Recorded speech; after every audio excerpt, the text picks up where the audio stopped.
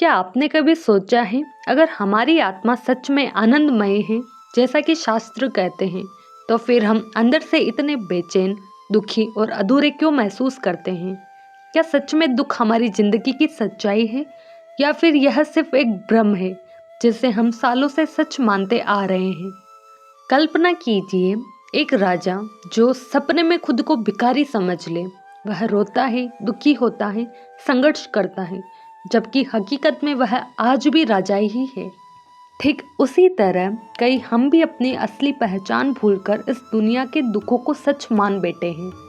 आज की इस वीडियो में हम इसी गहरे रहस्य को समझेंगे कि आत्मा आनंदमय होते हुए भी मनुष्य दुख क्यों अनुभव करता है और इससे बाहर निकलने का असली रास्ता क्या है।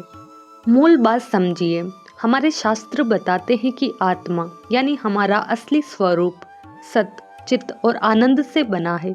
सत्य यानी जो हमेशा है, चित्त यानी शुद्ध चेतना और आनंद यानी ऐसा सुख जो कभी खत्म नहीं होता। इसका अर्थ यह है कि हमारी असली पहचान न शरीर है न मन, बल्कि एक शुद्ध, शांत और पूर्ण आनंद का स्रोत है। लेकिन फिर भी हम अपने रोजमर्रा के जीवन में क्या महसूस करते हैं? चिंता, डर, असंतोष और कभी कभी गहरा दुख। तो सवाल उठता है, अगर हमारी असली प्रकृति आनंद है तो यह दुख आता कहाँ से है? असल में समस्या हमारी वास्तविकता में नहीं, बल्कि हमारी पहचान में है। जैसे कोई व्यक्ति आईने में धूल देखकर खुद को गंदा समझ ले, जबकि गंदगी आईने पर होती है, वैसे ही हम मन और शरीर की स्थिति को अपनी सच्चाई मान लेते हैं। जब मन अशांत होता है, हम कहते हैं मैं दुखी हूँ, जबकि आत्मा सिर्फ उस सब की साक्षी होती है, प्रभावित नहीं। यानी हम अपने असली स्वरूप को भूलकर एक ऐसे भ्रम में जी रहे हैं जहाँ अस्थायी चीजों को स्थायी मान लेते हैं, और यही भ्रम हमें बार बार दुख का अनुभव कराता है। सबसे बड़ा कारण है अविद्या यानी अज्ञान। जब आत्मा अपनी असली पहचान को भूल जाती है, तब से ही दुख की शुरुआत होती है। असल में आत्मा कभी दुखी नहीं होती, लेकिन जब हम खुद को शरीर और मन मानने लगते हैं, तब हर छोटी बड़ी चीज हमें प्रभावित करने लगती है। कभी शब्दों से, कभी परिस्थितियों से, कभी लोगों के व्यवहार से। इसे एक उदाहरण से समझिए। जैसे कोई राजा रात में सपना देखे कि वह एक गरीब भिखारी बन गया है। वह सड़कों पर भटक रहा है, दुख झेल रहा है, भूखा है, परेशान है।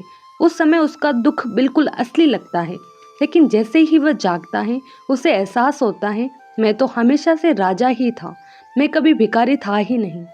ठीक उसी तरह हमारी स्थिति भी कुछ ऐसी ही है। हमारी आत्मा तो हमेशा से आनंदमय है, लेकिन हमने अपनी पहचान शरीर और मन से जोड़ ली है, और यही सबसे बड़ा भ्रम है। जब पहचान गलत होती है तो अनुभव भी गलत हो जाता है। इसलिए आत्मा आनंदमय होते हुए भी हम दुख का अनुभव करते हैं।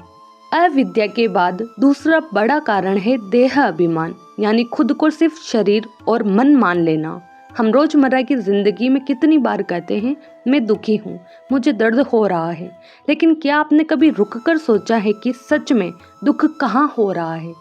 दर्द शरीर में होता है, बेचैनी मन में होती है, लेकिन आत्मा तो बस एक साक्षी है। वह देखती है, अनुभव को जानती है, लेकिन खुद कभी प्रभावित नहीं होती। फिर भी समस्या यह है कि हम इस साक्षी को भूलकर खुद को शरीर और मन के साथ जोड़ लेते हैं। जैसे ही शरीर को चोट लगती है, हम कहते हैं मैं टूट गया हूँ।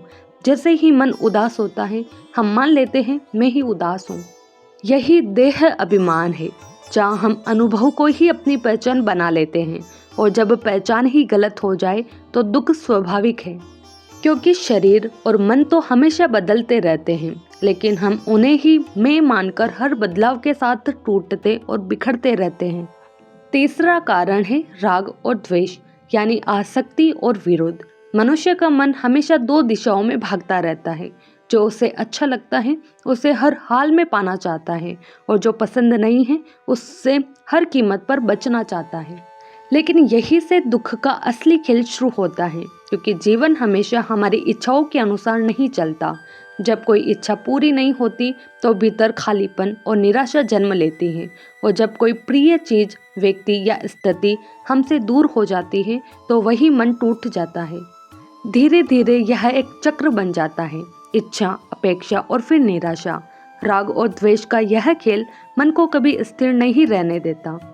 वह या तो किसी चीज को पाने की दौड़ में होता है या किसी चीज से बचने की चिंता में, और इसी बेचैनी में सच्चा आनंद कहीं खो जाता है।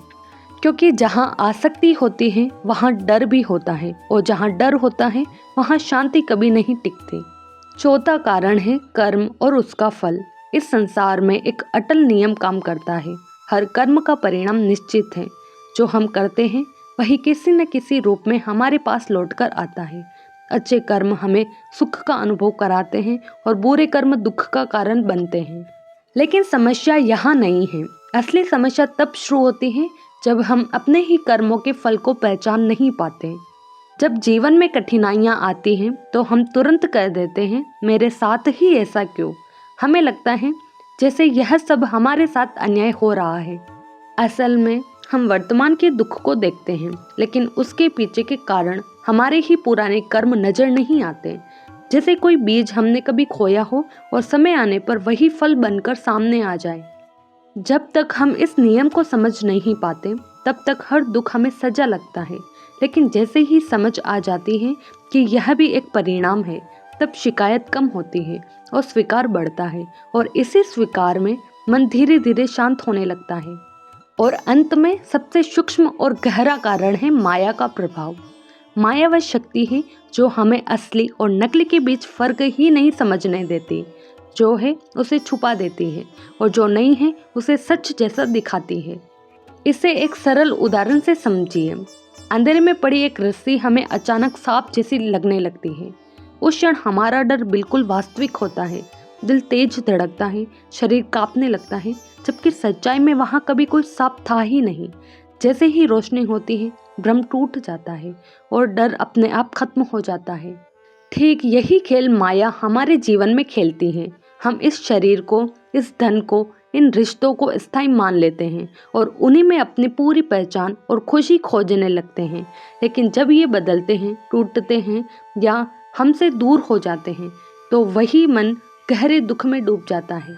असल में दुख उन चीज़ों के बदलने से नहीं होता, बल्कि इस भ्रम से होता है कि वे कभी बदलेगी ही नहीं।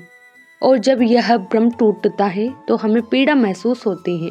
माया हमें सच्चाई से दूर रखती है, लेकिन जैसे ही समझ की रोशनी आती है वैसे ही यह भ्रम धीरे धीरे खत्म होने लगता है और वहीं से शुरू होता है सच्चे आनंद का अनुभव।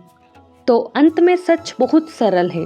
आत्मा स्वयं कभी दुखी नहीं होती। दुख न तो हमारी असली पहचान है और न ही हमारी सच्चाई। यह केवल अज्ञान का परिणाम है, मन और शरीर से जुड़ाव का परिणाम है। असल समस्या बाहर की दुनिया में नहीं है, बल्कि उस एक सवाल के गलत जवाब में है, मैं कौन हूँ। जब तक हम खुद को शरीर और मन मानते रहेंगे तब तक दुख हमारा पीछा नहीं छोड़ेगा। लेकिन जैसे ही यह समझ जागती है कि मैं शरीर नहीं, मैं यह मन नहीं, मैं शुद्ध साक्षी आनंद स्वरूप आत्मा हूँ, उसी क्षण से भीतर एक गहरी शांति उतरने लगती है। यही है असली समाधान, स्वज्ञान, खुद को जान लेना। क्योंकि जिस दिन यह पहचान सच में जाग जाएगी उस दिन दुख खत्म नहीं होगा, बल्कि ये समझ आ जाएगी कि दुख कभी था ही नहीं, वह केवल एक भ्रम था। और शायद यही जीवन का सबसे बड़ा जागरण है।